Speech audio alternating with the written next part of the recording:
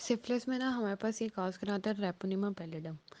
अब ना इसमें जो सिनेरियो दिया हुआ है ना बुक में, उसमें हमेशा ये है कि वो कोई टैक्सी ड्राइवर है, उसकी कोई सेक्सुअल कांटेक्ट की किसी अननोन वुमेन से हिस्ट्री है। और इसके अलावा इसमें एक और चीज़ ये है, VDRL रिएक्टिव है उसका। VDRL का है venereal disease research laboratory, reactive for venereal disease research laboratory. ये VDRL का जो वर्ड है ये है यूक्यूज़ में। अब ना इसका ट्रांसमिशन किसिंग से होता है, किस करने से किसी को, ब्लड ट्रांसफ्यूजन से होता है, परक्यूटेनियस इंजरी हो सकती है और ट्रांसप्लेसेंटल हो सकता है। अब जो हमारे पास ये है ना सिफिलिस, इसकी आगे फर्दर प्राइमरी सिफिलिस है, सेकेंडरी है और टर्शरी है। अब जो प्राइमरी सिफिलिस है ना, ये 14 to 28 डेज़ में होता है। इसके अलावा ना इसमें शैंकर बनते हैं, जेनिटल एरिया पर मोस्टली बनते हैं। इसके अलावा वो एक्स्ट्रा जेनिटल भी हो सकते हैं, टंग पे बन सकते हैं, लिप पे बन सकते हैं, फिंगर पे बन सकते हैं, टॉन्सिल्स पे बन सकते हैं, निपल्स पे बन सकते हैं, रेक्टम और एनस पे बन सकते हैं।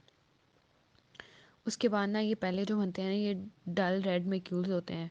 उसके बाद ये बाद में पेप्यूल्स बन जाते हैं। इसे इस तरह याद रखोगे, किसिंग से डल रेड मैक्यूल्स बनेंगे पहले, फिर वो पेप्यूल्स में चेंज हो जाएंगे, फिर उसके बाद इंड्यूरेटेड अल्सर और एंड पे शैंकर बन जाएंगे। अब ये जो ये होते हैं ड्रेनिंग लिम्फ नोड एनलार्जमेंट करा देते हैं, लेकिन ये पेनलेस होता है। और अगर फॉर एग्जांपल इसका कोई ट्रीटमेंट ना भी ना करें तो ये 2 to 6 वीक में खुद ही रिजॉल्व हो जाता है। अब जो हमारे पास सेकेंडरी सिफिलिस है ना, ये 6 to 8 week after primary syphilis क्या आता है, 6 to 8 वीक्स। इसमें माइल्ड फीवर होता है, मलेज होता है, हेडेक होता है, rash on the trunk, limb, palm और हैंड्स पे होता है। इसमें यानी इसका एक रैश ऐसा जो पाम और हैंड्स पे होता है। बाकी काफ़ी डिजीज़ ऐसी हैं जिनका पाम और हैंड पे नहीं होता। अब ये 12 वीक से अंदर अंदर खुद ही रिजॉल्व कर जाता है। मैक्यूलोपेपुलर रैश हो सकता है, जनरलाइज रैश हो सकता है और बाद में स्केल्स बन जाते हैं। इसके अलावा ना इसका जो रेड लेगियन होता है ना, वो गन मेटल ग्रे होता है। गन मेटल ग्रे की तरह का अगर कोई MCQ में आया लेगियन होता है तो वो सेकेंडरी सिफिलिस का होता है। इसके अलावा नॉन टेंडर लिम्फेडिनोपैथी हो जाती है। इसमें म्यूकोजल लेयंस आ जाती हैं, जेनिटल्स पे आ जाती हैं, माउथ पे आ जाती हैं, लेरिंक्स फेरिंक्स पे आ जाती हैं। इसके अलावा इसमें स्नेल ट्रैक अल्सर होता है, स्नेल ट्रैक अल्सर होता है। वो जो ऊपर वाला था ना, उसमें हमारे पास इंड्यूरेटेड अल्सर था, इसमें स्नेल ट्रैक है। साथ में यूवेटिस होता है, हेपेटाइटिस, गैस्ट्राइटिस, ग्लोमेरुलोनेफ्राइटिस और न्यूरोलॉजिकल इन्वॉल्वमेंट हो जाती है।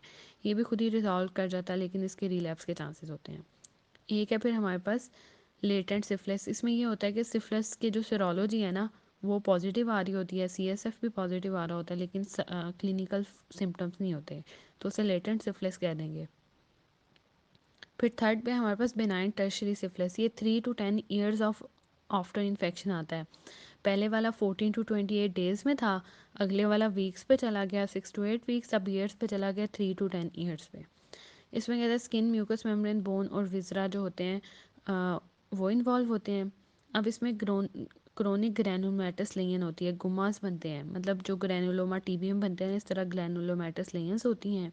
और गुमास कहते हैं इन्हें। Scar healing function and structure affected nodules बन जाते हैं, अल्सर हो जाते हैं और गुम्मी डिस्चार्ज आ जाता है उसमें।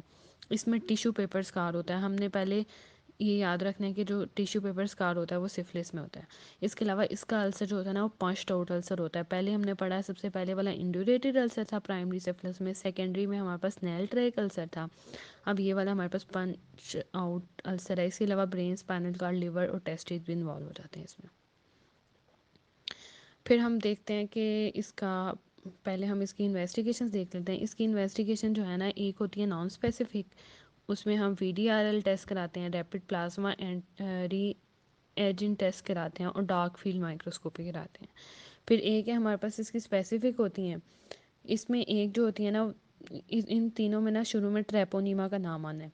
एक है ट्रेपोनीमा एंटीजन बेस्ड इंजाइम से, दूसरा ट्रेपोनीमा पैलिडम पार्टिकल एग्लूटिनेशन असे, तीसरी है ट्रेपोनीमा पैलिडम हीम एग्लूटिनेशन असे, फिर फोर्थ वाली है फ्लोरिसेंस ट्रेपोनीमा एंटीबॉडी अब्जॉर्बर से। इन्हें अच्छे से याद कर लेना, ये यूक्यू आता है कि इसकी स्पेसिफिक और नॉन स्पेसिफिक जो टेस्ट हैं उनके नाम लिखें। और इसमें से जो लास्ट वाला बोला मैंने, fluorescence treponema antigen antibody absorb test, ये वाला to rule out CNS disease use होता है। बाकी इसकी वो वाली जनरल करा लेंगे, CSF करा लेंगे, चेस्ट एक्सरे, ECG, इलेक्ट्रोग्राम और बायोप्सी। अब इसका ट्रीटमेंट में इसका है कि पेंसिलिन ड्रग ऑफ चॉइस है इसकी। वो हम 2.4 मेगा यूनिट बेंजाइल पेनिसिलिन देते हैं। अच्छा, अगर फॉर एग्जांपल अर्ली सिफिलिस है ना तो उसमें सिंगल डोज देंगे, लेकिन अगर लेट सिफिलिस प्रेजेंट किया है तो हम 3 डोजेज देंगे वीकली इंटरवल से। और अगर फॉर एग्जांपल न्यूरोसिफिलिस सीएनएस इन्वॉल्व हो गया तो उसमें हम प्रोकेन पेनिसिलिन साथ में प्रेडनिसोलोन देंगे। पेनिसिलिन ड्रग ऑफ चॉइस है, इसलिए प्रोकेन पेनिसिलिन और प्रेडनिसोलोन देंगे। अब अगर इन पे वो नहीं पेशेंट ठीक हो रहा तो हमने अल्टरनेटिव डॉक्सीसाइक्लिन देनी है, लेकिन हम प्रेगनेंसी में डॉक्सीसाइक्लिन नहीं दे सकते, इसलिए प्रेगनेंसी की ड्रग ऑफ चॉइस पेनिसिलिन है और अल्टरनेटिव में एरिथ्रोमाइसिन और सेफ्ट्राएक्सोन देंगे।